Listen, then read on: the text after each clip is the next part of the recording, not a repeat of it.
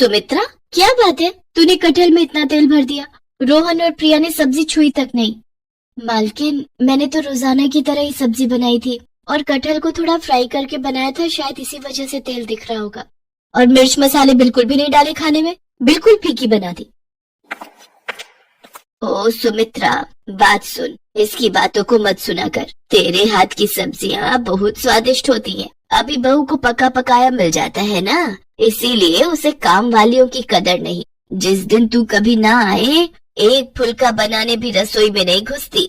सब खाना बाजार से ऑर्डर होता है। अच्छा सुन, भिंडी की सब्जी रखी है। कल रात ये सब खाना खाने होटल चले गए, किसी ने सब्जी छुई तक नहीं। वैसे क्या बात है, तू थोड़ी परेशान लग रही है। अब तेरे आदमी की तबीयत कैसी है? अभी तो डॉक्टर ने पैर का बहुत खर्च बताया है, पता नहीं कोई रॉड डलेगी तभी ठीक होगा। अच्छा चलती हूँ माता जी। सुमित्रा एक गरीब औरत थी। जब से उसके पति के पैर का एक्सीडेंट हुआ है, तब से वो मजबूरी में यहाँ कोठी में रोटी बनाने का काम कर रही है। सुमित्रा की मालकिन शोभा अच्छे स्वभाव की नहीं है, पर सुमित्रा अकेली ही कमाने वाली है, इसीलिए वो यहाँ काम करके 2 पैसे कमा लेती है। माँ, आज बहुत देर लगा दी, मुझे बहुत भूख लगी थी, घर में कुछ भी खाने को नहीं रखा है। माँ, ये क्या लाई हो? ये मैं भिंडी की सब्जी लाई हूँ। तुम्हें भिंडी पसंद है ना? मैं अभी तुम दोनों के लिए और तुम्हारे पापा के लिए रोटी सेक देती हूँ, फिर गरम गरम रोटी भिंडी के साथ खाना।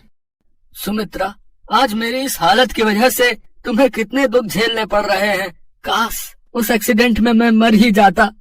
खबरदार, जो ऐसी बात कही आज कह दिया, आगे से मत कहना। अरे तुम ही तो मेरा संसार हो, तुम्हारे बिना तो हम तीनों नहीं रह सकते। देखना, एक दिन तुम जरूर ठीक हो जाओगे।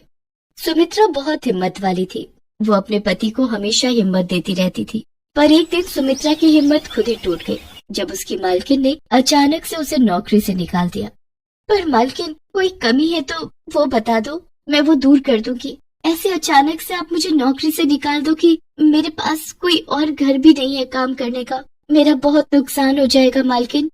अरे शोभा, एक बार सोच ले, अगली बेचारी को कितने समय से तूने काम पर रखा हुआ है और अचानक से तू इसे निकाल रही है। इसका पति वैसे ही बीमार है, घर में 2 छोटी छोटी बच्चियां भी हैं। ऐसे किसी के पेट पर लात क्यों मार रही है? माँ जी, आप चुप रहिए। आपको ज्यादा पता है या मुझे पता है इस घर का? सुमित्रा, मैंने तुम्हारा हिसाब कर दिया है।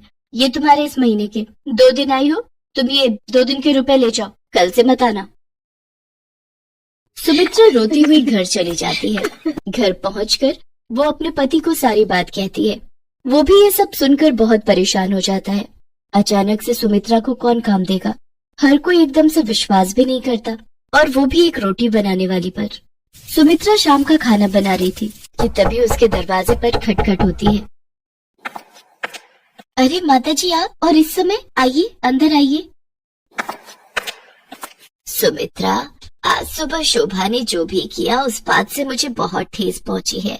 मैं मंदिर के लिए निकली थी, पर मेरा मन मंदिर में भी नहीं टिक रहा था, इसलिए मैं तुमसे मिलने चली आई। मैं शोभा को तो नहीं सुधार सकती, पर मैं तुम्हें एक सलाह देना चाहती हूँ, अगर तुम मानो तो। जी बोलिए माता जी। सुमित्रा, ये 10,000 रुपए रख ले और इनसे खुद का कोई खाने का ठेला लगा ले। वैसे तू छोले भटूरे बहुत ही अच्छे बनाती है, अगर तू चाहे तो छोले भटूरे का ठेला शुरू कर सकती है। आजकल लोग छोले भटूरे खाना बहुत पसंद करते हैं और आगे सर्दियों के दिन भी आ रहे हैं, तो तेरी अच्छी खासी बिक्री शुरू हो जाएगी। पर माता जी, आप मुझे इतने सारे पैसे दे रही हो, मुझे अच्छा नहीं लग रहा। सुमित्रा, ये पैसे मेरे खुद के हैं, मैंने जोड़े हुए थे, और फिर इन रुपयों की मेरे से ज्यादा तुझे जरूरत है। अब तू देर मत कर, इन रुपयों से जल्दी से छोले भटूरे का ठेला शुरू कर दे, फिर मैं गरम गरम छोले भटूरे खाने आऊंगी। उन रुपयों को देखकर सुमित्रा के मन में हिम्मत जाग जाती है और वो माताजी को दिल से शुक्रिया करती है। आज मुसीबत की इस घड़ी में माताजी उसके लिए ईश्वर का रूप बनकर आई थी। माताजी की सलाह सुमित्रा और उसके पति को ठीक लगती है और अगले ही दिन सुमित्रा छोले भटूरे का ठेला लगाने के लिए सारा सामान इकट्ठा कर लेती है और 2-3 दिन में ही उसका छोले भटूरे का ठेला शुरू हो जाता है। पहले तो कभी नहीं देखा, लगता है बाजार में ये छोले भटूरे वाली नहीं आई है। भैया बहुत ही स्वादिष्ट छोले भटूरे बनाती है, साथ में प्याज, चटनी, अचार और बूंदी का रायता भी 1 प्लेट खाई थी कल मैंने। भैया सचमुच आनंद आ गया बता रहे। अच्छा एक काम करते हैं, 1 प्लेट खा लेते हैं चलकर, गरम गरम है, मजा आ जाएगा। 2 प्लेट छोले भटूरे देना और प्याज और अचार ज्यादा कर देना। ठीक है, अभी देती हूँ। आप दोनों के लिए भैया जी। हमें भी 1 प्लेट छोले भटूरे लगा दो। भटूरे थोड़े करारे देना है। सुमित्रा का छोले भटूरे का ठेला चल पड़ता है। उसमें नया आत्मविश्वास पैदा होता है। धीरे धीरे वो छोले भटूरे के ठेले से अच्छे पैसे कमाने लगती है और एक छोटी दुकान किराए पर ले लेती है। अब सुमित्रा की छोले भटूरे की दुकान थी। उसके साथ साथ गाजर का हलवा, मूंग की दाल का हलवा, गुलाब जामुन और कुछ मिठाइयाँ भी बेचनी शुरू कर दी थी। सुमित्रा ने काफी अच्छे पैसे कमा लिए थे। एक दिन वो माताजी से मिलने गई। नमस्ते मालकिन, वो माताजी से मिलना था। माँ जी का 15 दिन पहले स्वर्गवास हो गया। शुगर बढ़ गई थी और फिर काफी तबीयत खराब होने की वजह से डॉक्टरों ने जवाब दे दिया था। कुछ काम था माँ जी से, मुझे काम से जाना है, मुझे देर हो रही है। माताजी के गुजरने की खबर सुनकर सुमित्रा की आंखों में आंसू आ जाते हैं। आज उन्हीं के कारण उसके पास पैसे और काम था।